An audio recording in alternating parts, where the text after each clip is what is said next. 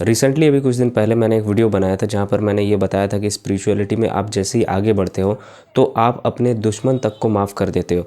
तो इससे रिलेटेड मैंने ये वीडियो बनाया था और उसमें मैंने ये भी लिखा था कि ये बहुत ज़्यादा डिबेटेबल टॉपिक है, this is the most debatable topic. तो वैसे ही हुआ, आज एक भाई का मेरा कॉमेंट आता है उसी वीडियो पर और वो मुझे बताते हैं कि ठीक है, आप जो बोल रहे हैं वो बहुत सही है, बट एक तरीके से अगर आप अपने दुश्मन तक को माफ़ कर देते हो तो वो और ज़्यादा फैलते हैं, वो और ज़्यादा पावरफुल तरीके से आते हैं और आपको अटैक करते हैं। ये श्री कृष्ण ने भी कहा कि आप अपने दुश्मन को पूरी तरीके से मार ही दो। मैं इस चीज़ पे उनके बातों पर पूरी तरीके से एग्री था, तो मैंने भी ये चीज़ लिखा है कि हाँ, ये चीज़ सही है। बट श्री कृष्ण ने, आप गौर कीजिएगा, उससे पहले उन्होंने बहुत बार दुर्योधन को माफ़ किया था, बहुतों बार। आप देख लो महाभारत, किस समय दुर्योधन को माफ़ नहीं किया गया। अरे दुर्योधन ने एक से एक बड़े कांड किए। उसने पांडवों को बुलाया, जुआ खेला, अपने हस्तिनापुर से निकाल दिया। फिर पांडवों ने अपना जैसे बनाया इंद्रप्रस्थ, फिर वहाँ से भी जुआ में पूरे इंद्रप्रस्थ को जीत लिया उसने। फिर उसके बाद द्रौपदी का जैसे चीरहरण, तो हर जगह दुर्योधन अपना कुछ कांड कर ही रहा था एक तरीके से।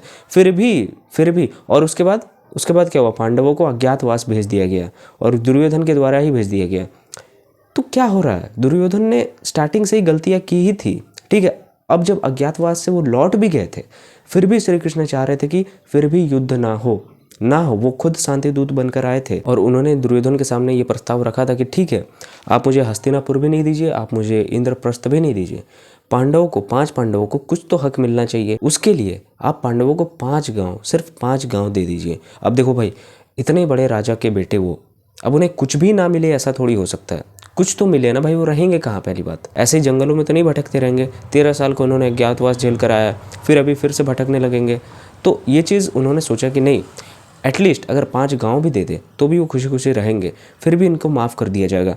तो आप देख रहे थे श्री कृष्ण ने बहुत कोशिश किया कि यार युद्ध ना ही हो, युद्ध टल जाए। जितना अगर टल जाएगा तो बहुत अच्छा होगा, बट ऐसा नहीं हुआ। और ऐसा होना ही था, एक तरीके से कह सकते हो युद्ध होना ही था, ये भी कह सकते हो। बट श्री कृष्ण ने पहले से ही युद्ध का ऐलान नहीं किया था। अगर श्री कृष्ण प्रयास नहीं करते तो मे भी युद्ध और जल्दी हो जाता, ठीक है, वो भी कह सकते हैं। क्योंकि पांडव जो थे वो बहुत जल्दी गुस्सा कर देते थे हर बात में, मतलब कोई ना कोई प्रतिज्ञा ले रहा है मारने का इसको उसको, हर इंसान प्रतिज्ञाबद्ध था। तो श्री कृष्ण ने भी ये चीज़ सोचा था कि यार नहीं, इसको माफ़ किया जाए, एंड तक माफ़ किया जाए। और एंड तक उन्होंने माफ़ किया ही किया, जब तक युद्ध का ऐलान नहीं हुआ। और जब युद्ध ऐलान हुआ, जब युद्ध स्टार्ट हुआ, उसके बाद और कोई फॉरगिवनेस नहीं, उसके बाद युद्ध, सिर्फ युद्ध। उसके बाद उन्होंने अर्जुन को फिर नहीं समझाया, अर्जुन को ये नहीं बोला कि यार युद्ध नहीं करना चाहिए, युद्ध को टाल दो। अब देखिए, श्री कृष्ण ने युद्ध से पहले भरपूर प्रयास किया कि युद्ध ना हो। उन्होंने भी प्रयास किया था कि युद्ध ना हो, ठीक है, समझाया इसको उसको, बहुत लोगों को समझाया, बट फिर भी युद्ध हुआ। लेकिन युद्ध के समय में जब अर्जुन भटक रहा था कि वो युद्ध नहीं करना चाह रहा था, उन्होंने अर्जुन को ये बोला कि नहीं, अब तुझे युद्ध करना ही पड़ेगा, अब तुझे भागना नहीं पड़ेगा, अब सब कुछ हो गया भाई, सब अपने अपने लिमिट्स को क्रॉस कर चुके हैं, अब तुम्हें युद्ध करना ही पड़ेगा। वो था। तो एक चीज़ से समझो, श्री कृष्ण भी जान रहे हैं ना, वो देखो वो ऑलवेज समाधि के स्टेट में है, चाहे वो बोल रहे हो या फिर बात कर रहे हो या फिर वो अर्जुन के सारथी बने हो या फिर वो कभी भी युद्ध कर रहे हो। उन्होंने तो खैर उतना युद्ध किया नहीं, बट वो हर वक्त समाधि के स्टेट में है, हर वक्त। उन्हें ये पता है कि ये जो भी चीज़ चल रहा है ये कुछ नहीं है, ये सब चीज़ इल्यूजन है, वही चीज़ हमें बताने का प्रयास कर रहे हैं।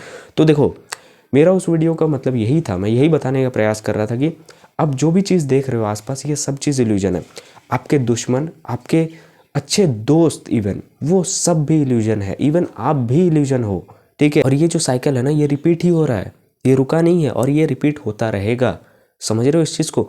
तो हमें ये जानकर युद्ध करना है, हमें ये जानकर जीवन को जीना है कि ये कुछ भी नहीं है, सब कुछ इल्यूजन है और हम इस इल्यूजन से एक दिन बाहर निकलेंगे।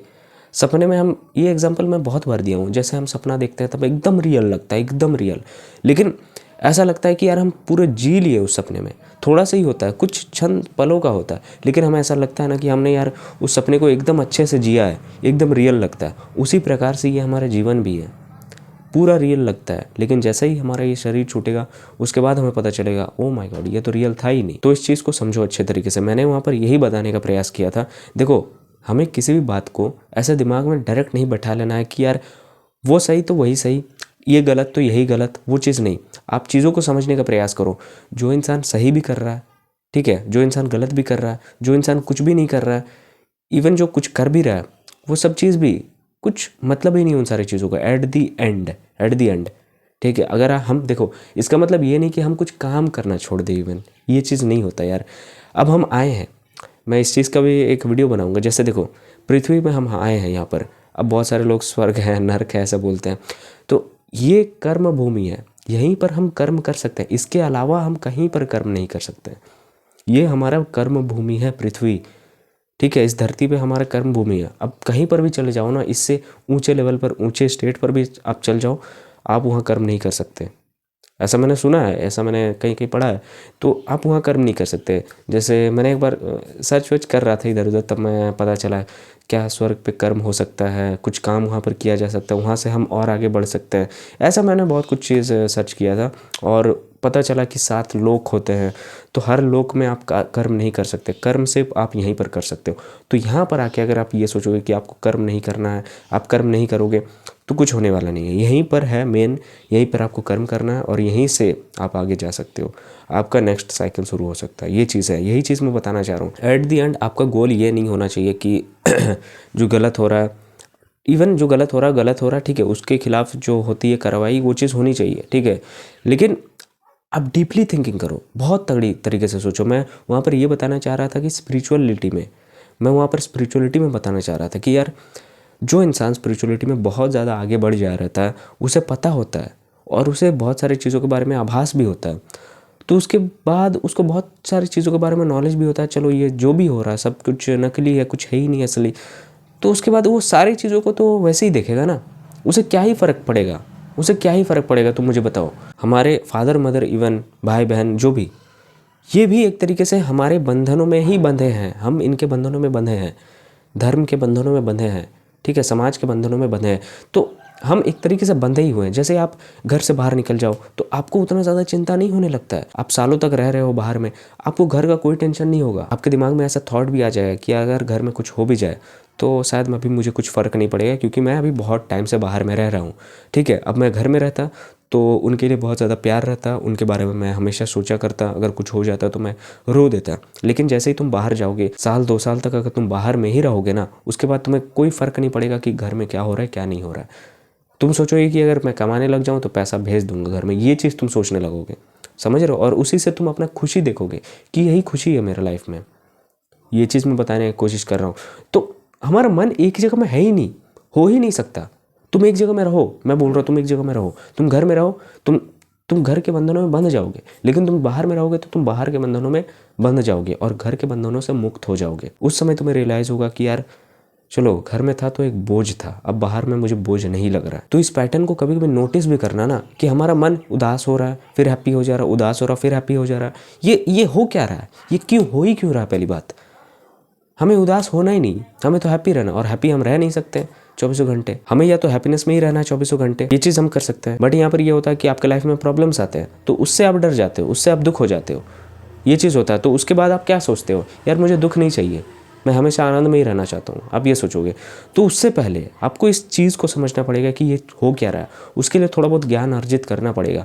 आपको स्पिरिचुअलिटी को, आपको अध्यात्म को अच्छे तरीके से समझना पड़ेगा कि ये बताया क्या जा रहा है हमारे अध्यात्म में, हमारे वेदांत वगैरह, ये सब चीज़, उपनिषद क्या बता रहे हैं कि आप जो भी चीज़ कर रहे हो, इससे आप सत्य को नहीं जान पाओगे।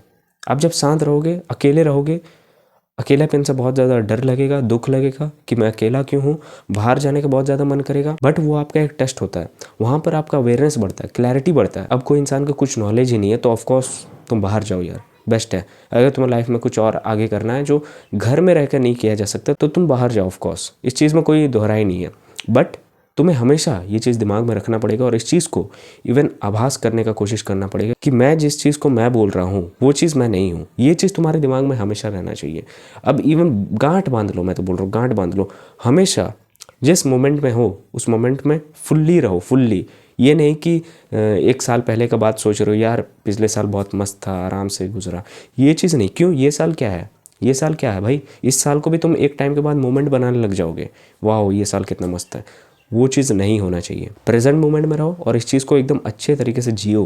बट एक चीज़ दिमाग में ये होना चाहिए कि इस चीज़ को अच्छे तरीके से फील करो और समझो, ये इल्यूजन को समझो। बाकी वो जो भाई बोल रहे थे उनका फिर से एक रिप्लाई आया था, तो वहाँ पर वो ये बोले थे कि ठीक है आप जो बोल रहे हैं वो सही है, बट जो वुमेन के खिलाफ जो चीज़ होता है उसके लिए कोई फॉरगिवनेस नहीं दिया जाता। तो पहली बात, वुमेन के खिलाफ क्या हो रहा है, जो भी चीज़ हमारे सोसाइटी में हो रहा है किसके वजह से हो रहा है, उसके मूल कारण को पकड़ो ना, उसको नष्ट करो।